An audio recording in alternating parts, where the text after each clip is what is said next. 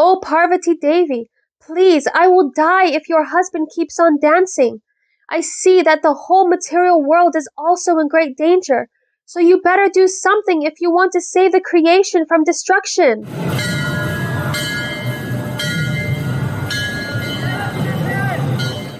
Hi Krishna, welcome back to Thinking of Krishna. My name is Devesani Radhika dasi, and today we will continue reading from Sri Caitanya Mangala on page 19, Sutra Khanda. Narada visits Uddhava in Namaisharanya. While traveling through the airways, Narada reflected on this wonderful pastime. Narada thought, "Oh, what unparalleled beauty have I just seen in the golden form of Lord Gauranga, whose compassionate eyes appeared reddish like the rising sun. Oh, what a profuse expression of nectar I have seen. I saw the sweetest smile on Gaura's beautiful lotus face. He is superior to all the Lord's previous incarnations. Before today, I have never seen such a reservoir of love. My eyes and my life have attained perfection simply by seeing such an embodiment of the ocean of mercy. My heart can never forget him. My eyes long to see Gauranga again and again." While meditating in this way, the sage arrived in Namaisharanya, where he met with the great devotee Uddhava. Seeing Narada Muni, Uddhava immediately stood up, offered dandavats to the great sage, and then bathed his feet. Then Uddhava said to Narada, "This day is most auspicious. I consider myself fortunate because at an auspicious moment you have come to Namaisharanya." Narada gave Uddhava a deep embrace, kissed his forehead, and smelled his head. Narada expressed a mood of parental affection for the younger Uddhava. After offering an asana to Narada, Uddhava revealed his mind to the sage. Uddhava said to Narada, "Today is very special, for I have now attained perfection. There is something that has pained me for a long time, which I must tell you. Previously, Vyasadeva lived here in Namaisharanya, compiling the Vedas, but he wasn't satisfied. Then, by your confidential instructions, Vyasadeva wrote the Srimad Bhagavatam in order to deliver the people in general. Narada, you know the absolute truth and the science of Krishna consciousness. Since you can understand the mind of Lord Krishna, please tell me about the future. The people of Kali Yuga are blinded by total absorption in sinful activities. In the previous ages of Satya, Treta, and Dwapara, people were religious. In Kali Yuga, the darkest of ages, however, people know nothing but impiety. Please dispel my doubt, for no one surpasses your kindness. Can you tell me how people in the age of Kali will be delivered?" Narada Muni smiled compassionately, and with a delighted heart said to Uddhava, "O Uddhava, you are a pure devotee of Lord Krishna, and your question fills me with joy. Now I will reveal a most confidential subject to you. Not long ago, I felt the same anxiety that you do. By the mercy of Lord Krishna, I now understand the unique position of Kali Yuga. Quite to the contrary, people in this age are the most fortunate. In previous ages, it was always very difficult to follow the particular Yuga Dharma, religious practices for perfection. But in Kali Yuga, the process of self-realization is easy, to simply chant Lord Krishna's holy names.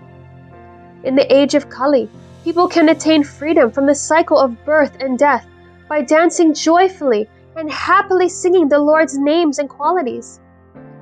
Uddhava, listen carefully, and I'll tell you about a wonderful pastime I saw in Dwarka, in the spiritual world. When I arrived in Dwarka, Lord Krishna was sitting on his throne with Queen Rukmini. The Lord was telling Rukmini about his desire to distribute his own love to people in general. Seeing I was in a disturbed state, the Lord asked about my condition. Then I expressed my heart to the Lord. With a smiling face, Lord Krishna said, "Narada, just now Rukmini is telling me about the glories of pure love. I am becoming overwhelmed with ecstasy simply to hear about it. In Kali Yuga, I will manifest a humble mood in order to taste the love of my beloved. I will give that love to the people. Of course, in the age of Kali, everyone will be fallen, sinful, and irreligious. So, to explain the principles of religion, I will present a meek and humble personality. That humble form, the embodiment of divine love, will be the epitome of beauty. He will be tall, molten gold in color, powerfully built with a broad chest and long, graceful arms. Uddhava, while describing this, the Lord suddenly manifested the golden form of Lord Gauranga. At that time, he promised to distribute his love. This is everything that happened to me in Dwarka. Now, I'll travel throughout the world to broadcast the wonderful news of Gauranga's appearance. Eager to taste the prema bhakti of his beloved, the Supreme Lord, in a transcendental form of unlimited mercy and beauty, will descend on earth in Kali Yuga. Listening to Narada's description, Uddhava became stunned with happiness, started crying, and fell down at Narada's feet. Uddhava said, "Narada, I feel completely rejuvenated by your exciting news." Then Narada Muni, playing his veena, went to inform the devotees about the Lord's incarnation in the age of Kali. By reading the conversation of Narada Muni and Uddhava, taken from the Jayapataka Bharata, Ashrameda Parva, I, Lochan Das, lose myself in transcendental bliss. If you don't understand my words, then you can read the story yourself in the 32nd chapter of Jayapataka Bharata. Narada Muni visits Lord Shiva in Kailash. Murari Gupta continued his narration to Damodar Pandit. While playing his veena and continually singing the glories of Gauranga, Narada Muni traveled around the world informing the demigods about Lord Chaitanya's appearance. Overwhelmed with spiritual rapture, Narada would fall down on the ground again and again. One moment he would cry, the next moment he would laugh loudly. His whole body would tremble, and he would speak in a faltering voice. Hiking up his dhoti, Narada would sometimes jump around excitedly, roaring loudly, "Gaura, Gaura, Gaura!" It was impossible for Narada to forget the nectarian love of Sri Gauranga Mahaprabhu and the beautiful transcendental body, more dazzling than the sun, that he had just seen. Narada's heart was so full of ecstatic love that sometimes he couldn't move. Nevertheless, within the twinkling of an eye, Narada Muni came to Lord Shiva's abode on Mount Kailash. Narada felt excited about his upcoming meeting with Mahesh, Lord Shiva. He was eager to tell him all about his recent experiences with Lord Krishna. Narada was thinking to himself, Krishna Bhakti is the most nectarian subject in the three worlds. In Kali Yuga, the Lord will reveal the treasure of Sri Vrindavan Dham. Ananta, Shiva, and Brahma are ever desirous of the pure love that the Lord will freely distribute to the fallen miscreants of Kali Yuga. Mahesh will feel great happiness when he hears the good news. By the mercy of Goddess Katyayani, I will take the dust of Lord Shiva's feet. By his grace, I'll get strength to chant the holy name. Thinking in this way, Narada Muni approached the door of Lord Shiva's home. Nandi, Lord Shiva's bull, was guarding the door of the powerful Lord Mahesh. After offering respects to the great sage, Nandi informed Shiva and Parvati about Narada's arrival. In a happy mood, Shiva and Parvati came out to greet the sage. Narada Muni, that most intelligent devotee, fell down at the feet of Lord Shiva and Parvati. Feeling ecstatic in the presence of such a Vaishnava, Lord Shiva immediately lifted Narada up and embraced him. In the mood of a loving mother, Katyayani said to Narada, "O great sage, please tell me, is everything all right with you? All the truths in the 14 worlds are known to you. On this most auspicious day, where have you come from?" Narada Muni said, "Goddess Katyayani and Mahesh, please listen to my wonderful story. You are like the mother and father of this universe. You always desire the deliverance of the fallen souls. Now, touching your feet, I will remind you of a confidential subject which you have forgotten. If you listen to my narration, then surely I will receive your mercy. Once upon a time, Uddhava inquired of Lord Krishna, My Lord, what will happen to the earth after your disappearance? Will any devotees remain here? How will the conditioned souls in the age of Kali attain liberation? Replying to Uddhava's question, Lord Krishna taught the science of self-realization. He taught Uddhava a philosophy by which a person could attain liberation by seeing the Supreme Lord everywhere and in everything. Lord Krishna said, Uddhava, always remember that I am the water, the land, the earth, and the tree. I am the demigod, the Gandharva, and the Yaksha. I am the creator, and I am the annihilator. I am the life of all living beings. I am within everything, and at the same time I am outside of everything. After hearing Lord Krishna, Uddhava, striking his chest, expressed his feelings to the Lord. Krishna, I am convinced that you are all-pervading. Your lotus feet are more dear to me than you yourself. I can't find the proper words to glorify the devotees who take shelter of the moon-like nails of your lotus feet.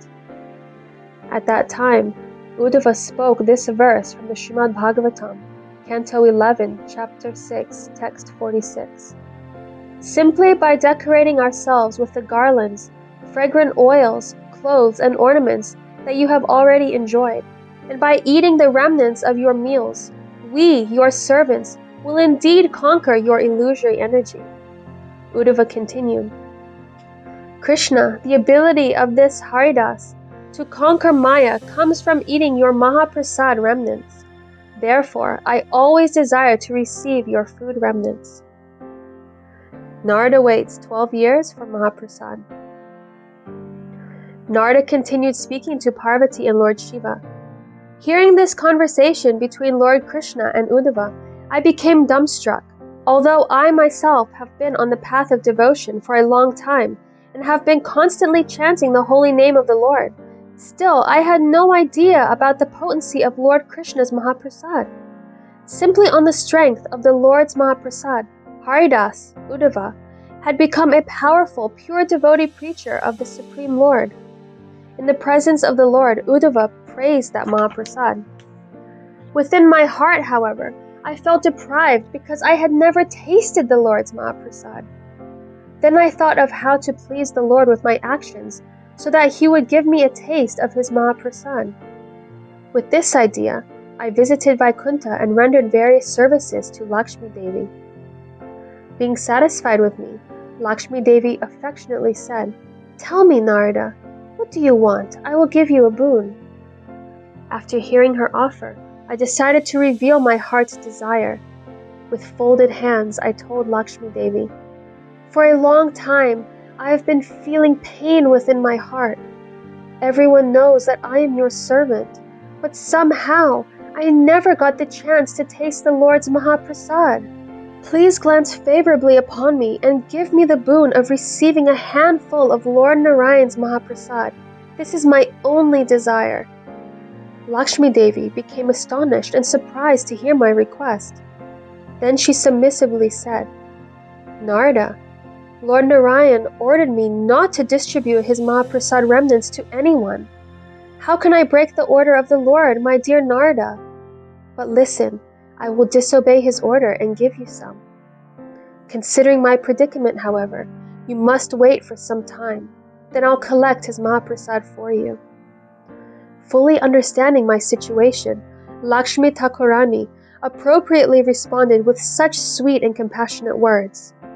Sometime later, the Lord, in a jolly mood, took Lakshmi Devi by the hand and sat her down beside himself. At that time, Lakshmi Devi wanted to ask the Lord about the Maha-prasad, but she feared his reaction. In a very submissive voice, Lakshmi Devi said, My Lord, I have something to ask you, but I am afraid to speak.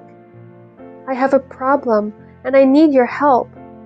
My Lord, please save your maidservant. Please listen, O abode of all transcendental qualities. I am holding your feet. Smiling slightly with a sign of questioning in his eyes, Lord Narayan cast a glance toward his Sudarshan disc. Beginning to tremble, Sudarshan spoke humbly to the Lord. "My Lord, I don't know the cause, but it seems that Lakshmi Devi has a problem." Then Lakshmi Devi said, "It's not Sudarshan's fault, but Narada Muni's request has put me in anxiety. Although nobody knows it, Narada has served for 12 years. Being pleased, I offered him a boon. Narada repeatedly asked for the same thing. He wants nothing other than your Maha-prasad remnants, my Lord. Although I have no power to disobey your order, I carelessly gave this promise to Narada Muni. Oh, my Lord, please save me and engage me in your service." Understanding her dilemma, Lord Narayan said, "Listen, my dear Lakshmi, you made a big mistake. Without my knowledge, you can secretly give my remnants to Narada." After some days had passed, the mother of the universe, Lakshmi, gave me some of Lord Narayan's Maha-prasad remnants. I honored the Maha-prasad to my full satisfaction. Of course, the incomparable effulgence of Lord Narayan's transcendental form defeats the combined brilliance of millions of moons and millions of suns, and his indescribable beauty puts millions of Kamadevs, Cupids, to shame. Yet, by the touch of the Lord's Maha-prasad, my own effulgence and spiritual potency has increased 100 times. Feeling intense spiritual ecstasy, I chanted Hare Krishna and played my veena as I traveled to Kailash to see you. Lord Shiva said to Narada Muni, "I must say, Narada, you look extraordinary. Tell me, why do you appear so spiritually surcharged and effulgent?" After hearing Narada describe his experiences, Lord Shiva scolded him. "Narada, after getting the Lord's Maha-prasad, which is rarely attained, you ate it all yourself without offering any to me. Out of affection you have come to see me, but why didn't you bring any of this rare treasure?" The effect of Maha-prasad on Lord Shiva. Hearing Shiva's statements of dissatisfaction, Narada hung his head down in shame. Then Narada remembered that he still had a morsel of Maha-prasad. With great delight, he quickly gave it to Mahesh. Immediately, Lord Shiva ate the Maha-prasad. Then, to everyone's surprise, Mahesh Thakur, Shiva, began dancing uncontrollably in the joyous ecstasy of love of God. The earth trembled under the pounding of his feet. Everyone became amazed, seeing Mount Sumeru rocking back and forth in ecstasy due to Shiva's powerful dance. Vasumati, Mother Earth, was also rocking dangerously. Overcome by the bliss of pure love of Krishna, Lord Shiva totally forgot himself. His devastating dance threatened to drive the Earth planet down to Rasatala, the bottom of the universe. The hood of Anantadev was stretching back to the point of touching the back of Kurma. Startled by this strange tickling sensation, Kurma poked his head out of his shell and stared at Ananta. Lord Shiva's loud and euphoric roaring of the Lord's holy names bounced off the dome-like covering of the universe, reverberating throughout the 10 directions. Seeing the whole universe shaking in ecstasy and unable to tolerate the weight of Shiva's dancing, Mother Bhumi, Earth personified, ran to Mount Kailash. With folded hands, Mother Bhumi appealed to Goddess Katyayani, "O Parvati Devi, please, I will die if your husband keeps on dancing. I see that the whole material world is also in great danger, so you better do something if you want to save the creation from destruction." After hearing Mother Bhumi's plea, Parvati rushed to the place where Pashupati, Shiva, the Lord of the living entities, was dancing in a trance of divine ecstasy. With folded hands, Parvati Devi spoke some harsh words to break Lord Shiva's absorption. His ecstasy broken by Parvati's strong words, Lord Shiva regained external consciousness. Feeling very sad, he said, "Devi, what you just did is not proper. Why did you interrupt my ecstasy? By doing so, you have practically killed me. You are acting like my enemy. I've never tasted so much bliss before in my whole life. Why did you stop it?" Feeling great distress, Parvati Devi spoke again with doleful words. My lord, just see the earth before you. The weight of your dancing has pushed her down to the bottom of the universe. Because you're threatening to destroy the universe, I spoke such strong words to you. Please forgive me for my offense. With a smile of satisfaction, Lord Shiva pardoned his wife. Seeing her husband in a relaxed mood, Parvati humbly asked him a question. Prabhu, every day you dance in the ecstasy of pure Krishna consciousness. Why is it that today your dancing has pushed the earth down to Rasatala? Your spiritual effulgence is as brilliant as 10 million suns. I've never seen you exhibit such a magnificent form. Please tell me, why is it that today you displayed such unlimited rapture in Krishna Prema? Lord Shiva replied, Devi, listen to the joyful news of my good fortune. Today, the great sage Narada gave me some of Lord Narayan's Maha-prasad remnants. Although glorified in the Vedas, Vishnu's Maha-prasad is inconceivably rare. In all three worlds, it is very difficult to get the Lord's remnants, which are mixed with the nectar of Krishna's lips. Today, my life is a success. By the mercy of Narada Muni, I received Lord Narayan's Maha-prasad. This is my real wealth and the source of my ecstasy. Noticeably disturbed by her husband's statement, Mahamaya, Parvati said, For all this time, I thought that you were always kind and merciful to me. As husband and wife, we are one, for you have accepted me as half of your body. But today, your false love is revealed. It's all just pretension. You cheated me. After getting that rarely attainable Maha-prasad, you ate it all yourself. You didn't even give me a speck of it. Sulapani, Shiva, holder of the trident, feeling slightly guilty, said, Oh Bhavani, Parvati, goddess of the material energy, you have no right to receive this transcendental wealth. The Vishnu Katyayani Samvada. These words inflamed Adyashakti, Parvati, with furious anger. Parvati said, One of my names is Vaishnavi, and I also have devotion for Lord Vishnu. Now, before this assembly, I make a solemn vow.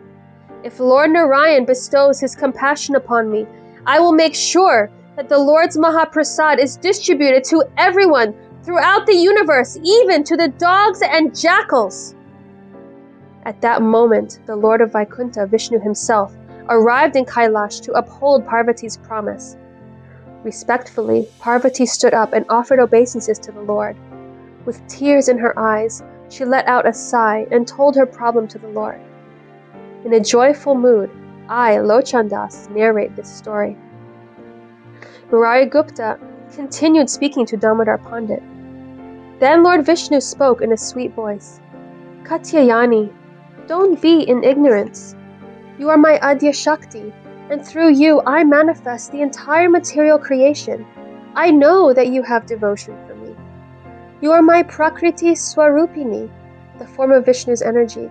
You always engage in my devotional service. Without you, the material creation can't exist. The whole creation worships you and your husband Lord Shiva as Hara and Gauri, knowing that you both are my very self. Pleasing you removes the misconception that you and Lord Shiva are different from me. Please be assured I will keep your promise.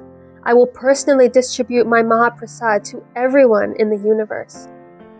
Lord Vishnu, the possessor of all jewel-like qualities, continued speaking. Listen, Katyayani Devi.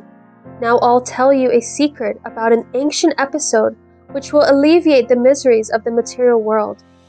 No one knows the inner meaning of the story concerning the demigods' churning of the ocean of nectar. They used Mandara mountain as the churning rod and Vasuki, the king of the snakes, as the rope. The first object they produced from the churning was a kalpataru, a tree which gives unlimited wealth and fulfills all a person's desires. Within that special tree, there was a transcendental effulgence emanating from the beautiful form of Lord Chaitanya, the supreme embodiment of pure mercy. There has never been a form or incarnation equal to the form of Sri Krishna Chaitanya. He is the fountainhead of all incarnations. He will appear in the world, displaying his transcendental pastimes.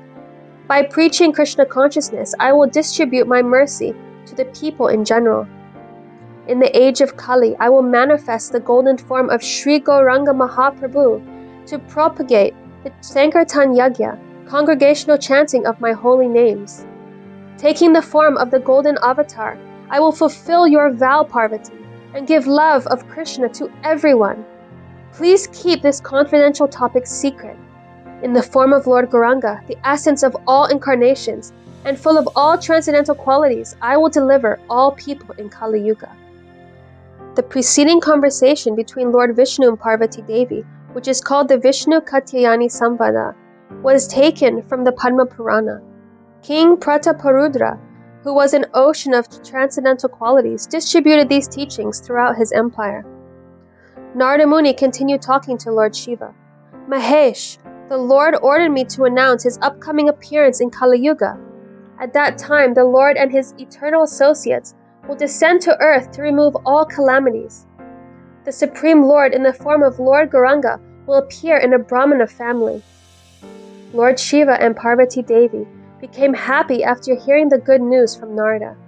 Bliss filled the home of Lord Shiva as everyone loudly chanted the holy names of the Lord. Sounds of Hari, Hari vibrated everywhere. Playing sweetly on his veena, Narada Muni left Mount Kailash. So we will stop there today. Things got very exciting when Parvati found out that Lord Shiva did not save her any Maha-prasad. That was my favorite part. One little anecdote I've heard, I'm not sure which book it's in, but the morsel of prasadam that Narada Muni realized that he had for Lord Shiva was actually a small piece of prasadam that was stuck under his fingernail. So that's what he gave to Lord Shiva. So next time we will continue reading. Next, Narada Muni is visiting Brahmaloka, and the story will continue for some time. So we'll have to break it up again. But it's such wonderful nectar. Please let me know if you are enjoying this as much as I am. I love hearing all of these wonderful stories. Thank you so much for listening or reading along. Please let me know if you would like me to start up again where I show the words so that you can read along if you don't have the book at home. And I can try to find a place to start doing that again. Thank you. Hare Krishna.